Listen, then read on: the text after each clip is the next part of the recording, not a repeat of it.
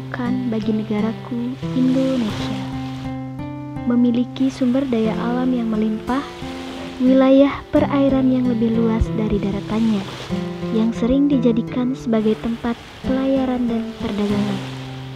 Namun, apa daya, semua itu tidak bisa bertahan lama. Badai datang menerjang mereka yang membantu para konglomerat mengisi perut.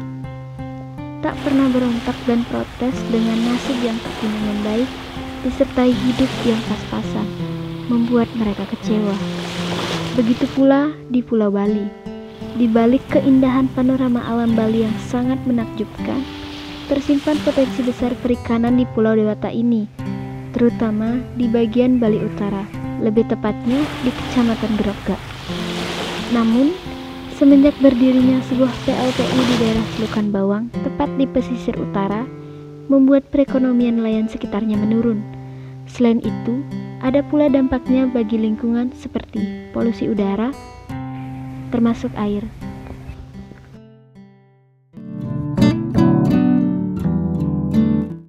Nenek moyangku seorang pelaut, gemar mengarung luas samudra, menerjang ombak tiada tanding, menempuh badai sudah biasa. Dita, Kamu ngapain? enggak sih, cuma iseng buka-buka atlas. Meskipun Indonesia negara kepulauan, masih banyak kok nelayan kita yang belum sejahtera. Contohnya desa kita. Kamu tahu kan kondisi nelayan di desa kita? Iya sih kak, kadang adik suka bingung tau, kenapa sih nelayan yang udah mencari ikan, udah berkontribusi dalam memiliki kita malah dibalas dengan hal-hal yang kayak gini. Suka kesel tau. Iya, nelayan kita kalah dengan nelayan asing dari segi peralatannya. Apalagi dengan hadirnya PLTU yang telah menguasai laut kita. Iya sih kak, kehadiran PLTU ini benar-benar mempersulit nelayan kita. Dulu tuh nelayan kita banyak banget dapat ikannya, sekarang malah semakin sedikit. Apalagi sekarang malah berdampak juga ke perekonomiannya, malah menurun drastis juga. Udah, ayo kita pulang, nanti kita bantu bapak ke pantai. Ya bentar, tapi ini nih, jadi marah lagi. Udah, cepetan.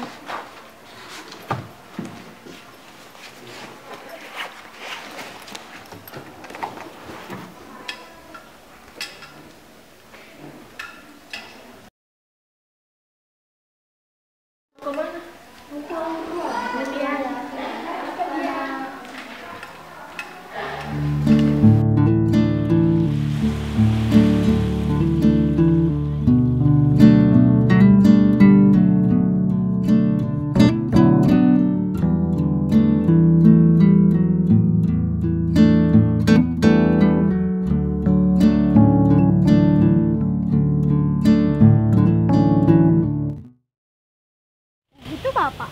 Ya. Bapak! Pak udah selesai pak? Sudah nak. Tapi maaf ya, tangkapan ikan sekarang semakin sedikit. Belakangan ini cuacanya semakin memburuk. Ya pak, nggak apa-apa. Pantesan penjual ikan sekarang ini makin dikit jualannya. Jadi iklim sama cuaca juga berpengaruh ya pak? Kita lihat banyak banget perbedaan yang kita alami sekarang dibandingkan dulu waktu masih normal. Beda banget. Ya pak, Tirta hampir lupa. Ini kami bawain makanan buat bapak. Makan dulu pak, yuk. Yuk, ayo. Ayo makan yuk.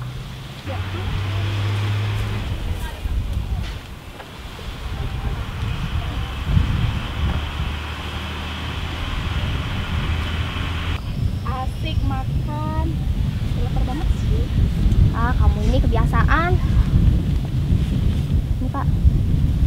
Nah, Itu airnya.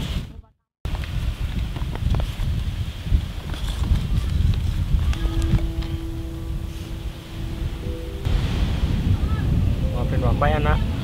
Bapak belum bisa ngasih makanan lebih layak buat kalian. Bapak belum bisa jadi bapak yang baik.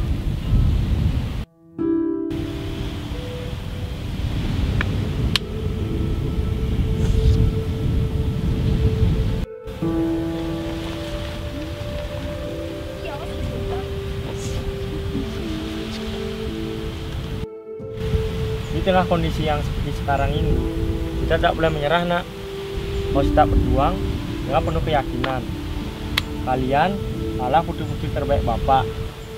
Bapak menaruh harapan besar pada kalian berdua, generasi muda penerus bangsa, agar nantinya ketika kalian tumbuh besar dan sukses, kalian tidak lupa dengan rumah yang kalian jadikan tempat berteduh, berkumpul dengan keluarga, desa, warga, bahkan laut yang setia membantu kita untuk mencari nafkah. Dan tentunya negara ini, Indonesia, tetaplah cintai, jaga, dan lestarikan, baik itu sosial budayanya, adat istiadatnya, dan sumber daya alamnya. Kalian berdua adalah putri kebanggaan Bapak. Bapak tidak tahu sampai kapan Bapak bisa menemani kalian berdua. Semangat ya nak, jangan pernah merasa putus asa. Siap Pak, kalian bakal pegang dan amalkan ucapan Bapak. Ya benar itu Pak. Ayo bantu Bapak mau ikan ke rumah. Yaudah, ayo. Yuk.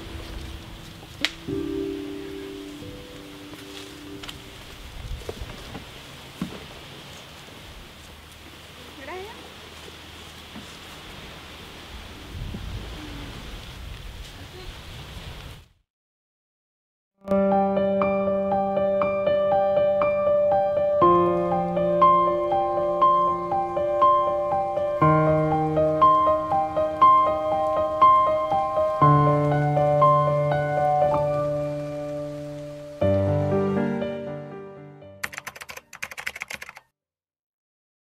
Kenalkan, nama saya Abdul Mahan dari Kecamatan Bawang.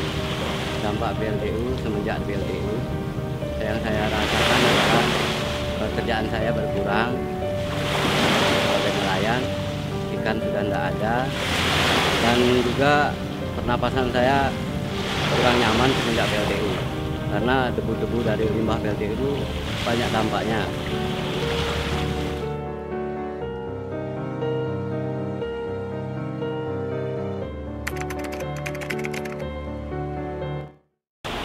Saya mencari ikan di sini di laut, tapi jarang ikannya narik itu. Jam segini saya sudah pulang. Tapi dapat kecil-kecil ikannya.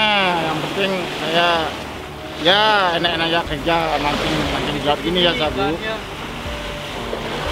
Dapat segini kecil dapat. Kalau kedalamannya 50 meter itu kemungkinan ikannya besar-besar Bu. Di sini agak sulit lah mencari ikan kecil begini.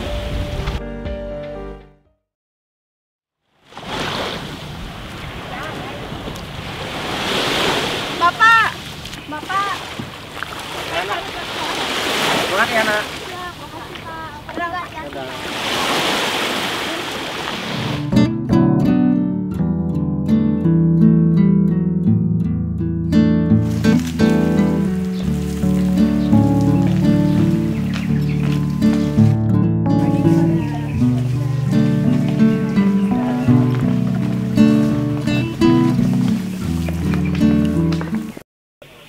Kak, hari ini kita dapat pelajaran geografi kan? Ya, hari ini kita dapat pelajaran geografi. Hai. Jam pertama. Bab baru kan? Iya, baru. Nah, kalau nggak salah sih kakak baca tuh kita bakal dapat Indonesia sebagai poros maritim dunia. Tentang apa tuh? Aduh, belum nyata sama sekali, jadi belum ada persiapan. Kak, nyatet nggak? Dong, nyatet dong. Nah, dari yang kakak cari tuh, dari internet sama buku dapatnya, kira-kira kita bakal mempelajari wilayah laut Indonesia, posisi geografisnya. Nah, yang paling penting tuh ada jalur perdagangan sama karakteristik wilayah daratan sama karakteristik perairan Indonesia. Kata karakteristik jadi kayak ciri-ciri itu sendiri gitu. Iya. Nah, Jadi, ini kan kemaritiman itu bahas laut Indonesia aja kan?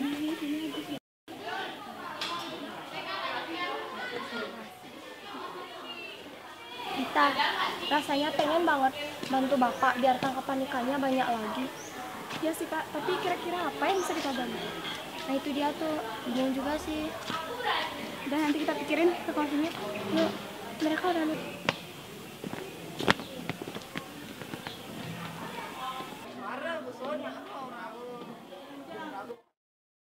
Selamat pagi semuanya. Selamat pagi. Hari ini kita akan belajar tentang Indonesia sebagai poros maritim dunia atau Indonesia sebagai pusat maritimnya dunia. Nah, sebenarnya ada yang mau ditanyakan? Ayo Dita. Baik Mister, izin bertanya. Nah, seperti yang Mister jelaskan tadi, belakangan ini kita mulai melupakan tentang laut kita, gitu Mister. Nah, bagaimana sih cara mengembalikan julukan Indonesia sebagai poros maritim dunia agar bisa memajukan atau mengembalikan potensi-potensi laut kita seperti itu, Ustaz? Oke, terima kasih buat pertanyaan yang bagus. Jadi bagaimana cara kita mengembalikan supaya Indonesia kembali berjaya ya poros maritimnya? Yang pertama adalah kita harus mengoptimalkan tol laut seperti yang sudah digadang-gadang oleh Presiden Joko Widodo. Jadi kita harus mengoptimalkan itu dengan pembangunan pelabuhan. Dan yang kedua adalah kita harus memperhatikan nasib para nelayan. Karena nelayan itu adalah garda terdepan dari poros maritim kita. Bagaimanapun caranya, kita harus membuat nelayan sejahtera, baik dari segi kebijakan ataupun peran serta masyarakat.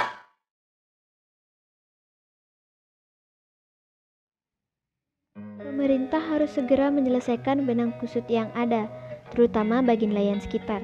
Harus ada pelatihan keahlian lain bagi para nelayan yang terdampak.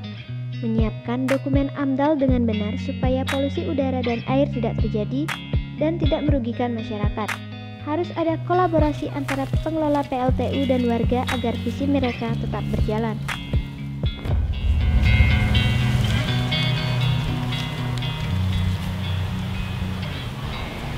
Semoga dengan adanya hal ini, masyarakat jadi lebih peduli dengan lingkungannya dan dapat menjaga kenyamanan bersama.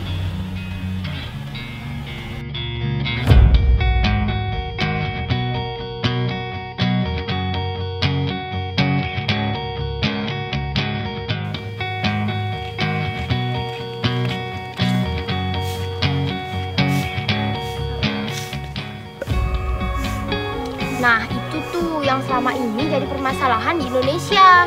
Sampah plastik menumpuk di lautan. Ya, itu juga ada. Kita sebagai generasi muda harus dapat mengatasi permasalahan tersebut.